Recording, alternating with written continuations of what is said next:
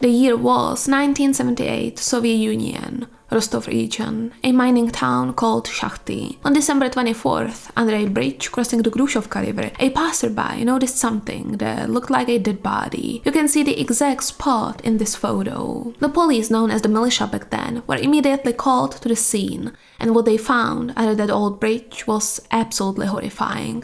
They found the lifeless body of a young girl. From the very beginning, it was obvious this wasn't some tragic accident or anything like that. The girl had been blindfolded brutally, RAPD, in multiple different ways and stabbed 3 times in the stomach with a knife. But the cause of death was strangulation. The victim's name was Jelena Zakotnova. She was born on November 13th, 1969. That means she was only 9 years old when all of this happened to her. She was in the 2nd grade, loved dancing and ice skating, and enjoyed spending time outside with her friends. She lived with her parents in the town of Shakhty, did well in school, and you could say her life was very peaceful and completely normal. She was a typical Soviet schoolgirl, if such a thing even exists. On the morning of December 22nd, 1978, Liena left for school like she did every single day, but she never made it back home that evening. She was supposed to go ice skating with friends in the afternoon, but when she still hadn't come back home by 6 p.m., her parents started to worry about their beloved daughter. It was not like her. They didn't waste any time and reported her disappearance to the militia. A search began, but as we already know, Jelena wasn't found until 2 days later, on December 24th. But by then, she was no longer alive. That we also know. The crime had been committed around 6 p.m. on December 22nd. The same day, Liena went missing. The investigation began almost immediately. A man named Alexander Kravchenko became the prime suspect. The militia came for him almost immediately on December 24th, shortly after the body of poor Liena was found. Alexander Petrovich Kravchenko was born on February 23, 1953. In 1970, he was tried and convicted for a very similar crime. On July 13th of that same year, he RAPD and strangled a 10-year-old girl named Galina Tsiplyak. Then he gouged out her eyes and buried her mutilated body in the garden, in his own garden. For this horrible, unspeakable atrocity, Kravchenko was sentenced only to 10 years in prison. He couldn't receive the death penalty because he was still a minor at the time.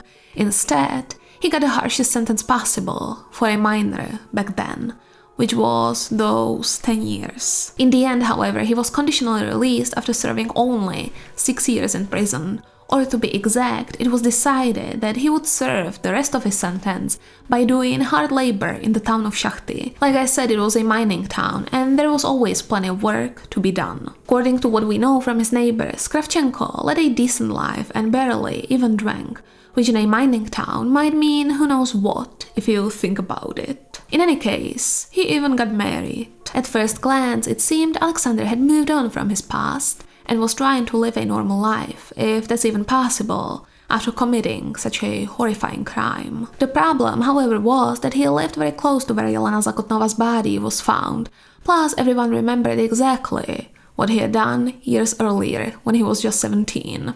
Let's be honest, the crime he committed back then was almost identical to this one. So it's no surprise the militia focused on him so intensely right from the start. After all, he might very well have been the one who did it. Kravchenko claimed that on December 22nd, after finishing work, he went to visit a friend but didn't stay long. He said he was back home by around 6 p.m., which meant he couldn't have been the killer, as he was with his wife at the time of Jelena's unaliving. His wife confirmed his alibi, and she wasn't the only one. Her acquaintance Gusakova, who had stopped by the Kravchenko home that day, also backed up his story. It seemed the militia believed them. Alexander was released, and the investigators were back at square one. Or so they thought at the time. But the situation quickly changed about a month later when one of Kravchenko's female neighbors reported that her underwear had been stolen.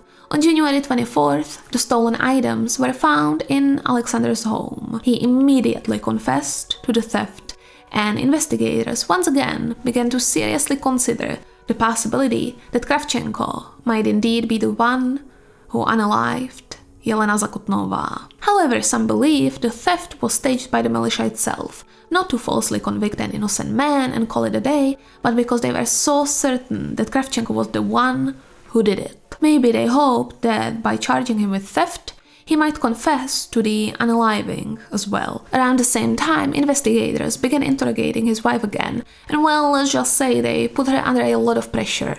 A lot of it. They wanted her to stop protecting her husband and admit that he wasn't home on December 22nd, or at least that he came back home much later than she had originally claimed. Eventually, they allegedly started accusing Galina of being involved in the unaliving of the 9-year-old girl herself.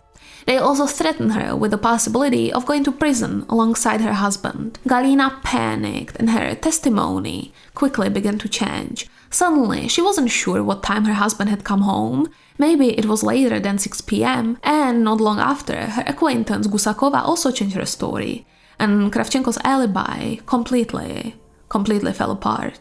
In February, Alexander finally confessed to the unaliving, but by March he retracted his confession, claiming it had been forced out of him by the militia. A month later, he confessed again, only to retract the statement 6 months after that. It was complete chaos. But on August 16th, 1979, Alexander Kravchenko was sentenced to death by the Rostov Regional Court for the unaliving of 9-year-old Yelena Zakotnova. And then the appeals began. Kravchenko insisted he was innocent and claimed that his confession had been literally beaten out of him by the militia. But by then, he had no chance. In November 1982, the Presidium of the Supreme Soviet of the RSFSR and the relevant committee of the Supreme Soviet of the USSR rejected his appeal for clemency. On July 5, 1983, Alexander Pietrovich Kravchenko was executed. I know there is a strong possibility that this man might have been innocent, but to be honest, it's very hard for me personally to feel any pity for him, knowing the heinous crime he committed at 17. In my opinion, he should have been tried as an adult back then and sentenced to death. But that's just how I see it. What do you think? It's a fascinating moral dilemma, don't you think? And that's not all. Now let me tell you a little something about the infamous Andrei Chikatilo. Between 1981 and 1990, the city of Rostov in the Rostov region, coincidentally located not far from our little town of Shakhty, was terrorized by an unknown killer.